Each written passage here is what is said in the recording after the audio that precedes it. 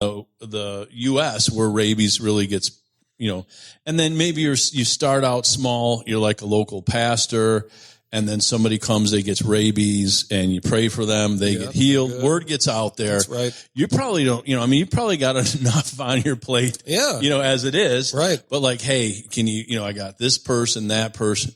And then before you know it, everybody that's got rabies are coming to you 24 hours a day, 7 days a week. Right. But then your name gets associated with it. And then you become a saint. Yeah. Then you become a saint. And I think some of the saint clothing is kind of cool. I've seen, like I do like I don't know what they call the pointy hat. Those big old hats. Yeah. I just call them the big old hats. Now I notice you rock mostly a beanie all the time. Yeah. But I mean, would that be like your patron saintly hat? Yeah, I think it would be that or like a beret.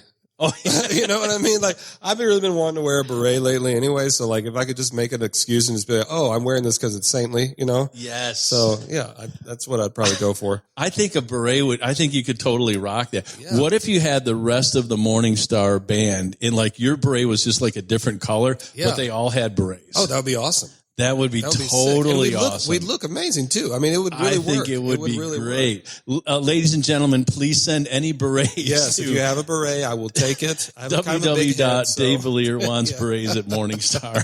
Yeah.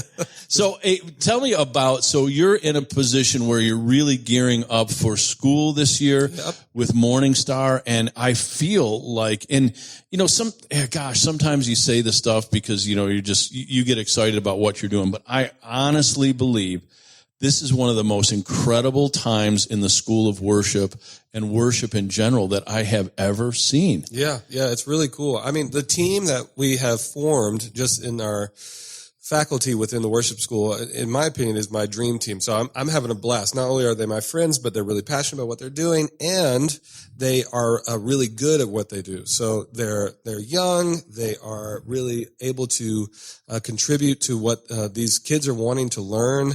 They're not jaded. That's a huge thing. Now, when you say kids, some of them they seem old. Yeah, I mean, not like fossil old, not like 180 or something. We average between 18 and anywhere upwards in their 50s. So, I mean, It all depends. I mean, but it's usually we have novice musicians coming in. By the end, they're really, progressing a lot. So, and then, and if, ladies and gentlemen, if you want to find out about this, you can just look at the Morningstar. I think it's mstaru.org.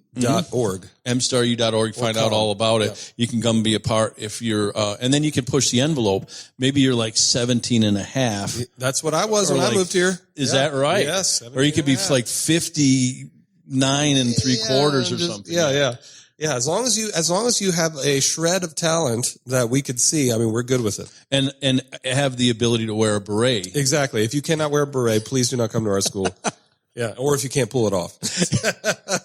It's I found that stuff like that is all about attitude. It's true. You just gotta rock that beret. You gotta walk into that room.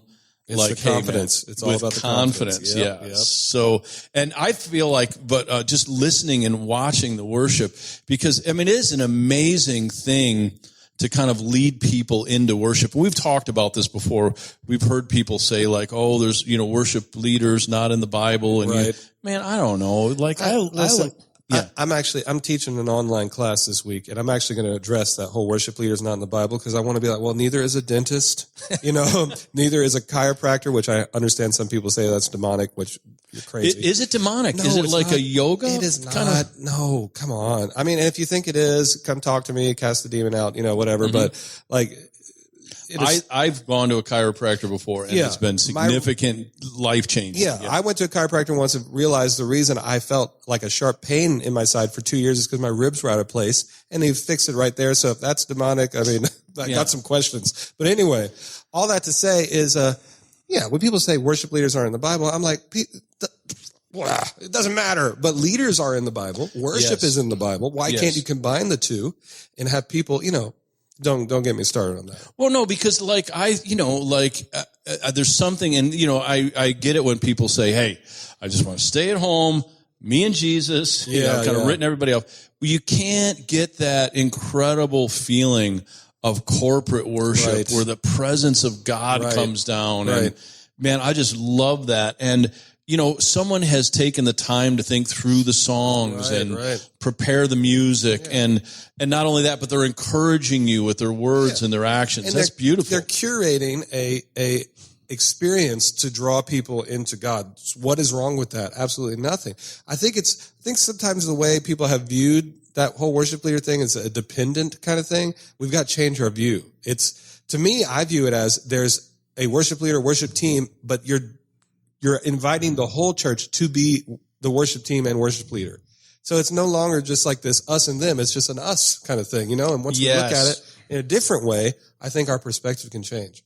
I think so too. And I'm glad you said that, because I think one of the things that we're seeing in our lifetime is this radical search for authentic Christianity. Yeah. I mean, it seems like people are being polarized, but there is a sense that people are like, listen, I want to get the real thing. Yeah. I want my life to be resonating with Christ. I really want to live this authentic life. I don't want to be duped or, just placated, like, hey, listen, I'm just going to, go to church, check the box, get it over with. That will count as my Christianity. Right. Man, I just don't think anybody's there anymore. So I love the sense of curating. How did you say curating? Curating an experience where people can connect with the Lord. Well, I want to title this next section, and we're going to go through this quick. Yeah. It could be voice. Yeah. Could be voice. It could be voice. You think you're from a bad church. It could be voice. That's right. And I've got a couple here. I love doing that voice, by the way. So here, apparently, 2 churches in Greece. Okay. They hold a rocket war annually during Easter. A what? A rocket war. Where during Easter, tens of thousands of homemade rockets are fired at each other. So you think you had a bad church split. No, nobody's firing rockets at you. That's crazy. Are there casualties? Well, apparently it got better because they prohibited using real cannons in 1889. Oh, well, that's good. Thank God. Yeah. Yes. Thank God no real cannons are being used, just actual rockets. But in 1889, the constable comes walking up. And listen, guys, I don't make the rules, but I got to enforce them. Apparently, the higher-ups have said, no more cannons. You can use a rocket. I'm trying to think of You can use a rocket. You can use guns, of course. Slingshots are all. But for the love of God, no cannons. Thank you. But I actually saw a church split one time. The church went about 100 yards up the road on the other side of the street and built a new church. Crazy. What's the point? Well, it must have been something. That's like, I watched this show recently. I won't say it lest people judge me, but there's this guy who he's got this competition with coffee, and so he builds a coffee place right next to the guy, and he spurs his whole thing in Hollywood of spite businesses. It's what they call it. The whole episode is just about like all these celebrities opening businesses out of spite. And it is the funniest thing. So could you spite church? Is that the idea? Yeah, like I can make it, like if I ever get ticked off at Morningstar, I'll make one called like Night Star. And like, I'm like, no, Night just Star. put like 2 R's, star. Yeah. Night Star. We're over here at 377 Starlight Drive. So yeah, I mean, I don't know. It's just, I like it though. And I like the whole thing. Like it could be voice. So you're thinking to yourself, well, I got issues with my church. Right. But here's the one. In a London church was bombed during World War II and was discovered to be built on the top of 6 layers of previously destroyed churches dating back to the 1300s. Now that's terrible. Like I feel bad even laughing about it. Listeners, if you started to laugh at that, listen, that was our test to see if you can continue question with us. yourself. But like at a certain point, do you just be like, you know what? Like on or about number 6 being destroyed and having to rebuild. Is it like, just like, hey, I think I'm going to move on. Or I'm going to try to do something else. Or, I mean, that's, How in the world did they not know that they were building on Yeah, they 6 didn't know, churches? I mean, that's where you find out stuff here. Also, it sounds like European churches have some major issues. Well, here, we want to be equal opportunity offenders here. Under the title of Church Could Be Vice. In Iceland, where they're trying the syncretism between traditional beliefs and Christianity, some people have created tiny little churches to convert elves. What? Yes. So, I mean, the wee folk, as you would call them, possibly in Ireland, they may be plentiful in Iceland. And then, but, maybe it's like a handicap thing. Like, how do they get on the pews? How do they get in there? Elves? Elves. Do they realize elves are not real? Well, apparently. But maybe they're just waiting. But they created little churches. Wow. So the elves can go in there. And that is the most interesting thing I've ever heard in my life. Now, I feel like elves get broken down into like 3 or 4 categories. Like there's the Santa elves. Right. Helping making stuff. So maybe it's like, it's like a church on a YWAM base. They have a little church there. Right. Maybe like it's that kind of a thing. Right. They're working hard. They only get like 1 day off a week. Right. They got to go. They eat candy canes exclusively. And then, like the Keebler elves, right, which they make like cookies and chocolatey goodness. Or like the Lord of the Rings, I didn't even think of those guys. Elves. Yeah. And they aren't small. They're awesome. They're like the coolest people of all time. Like if they go to Iceland, they're going to be offended. Yeah, they're going to be like, you think we're small? We're warriors. You built this thing? I can't even get my foot in the door. Literally. What am I going to do? And you think, let me see. Because it's elf profiling. Right.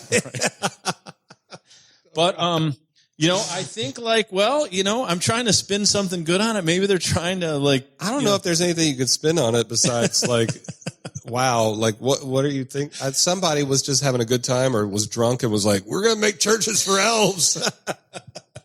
It's the only way I could put any kind of reasoning on it. It could be vice. I just give this last one here because, pew rentals. So you could rent your spot in the congregation, and apparently this was really important for individuals and families, and it was more common in the U.S. and in Europe. Yep. Because it was an important source of income for the American churches. Interesting. So you could rent. And what do you think?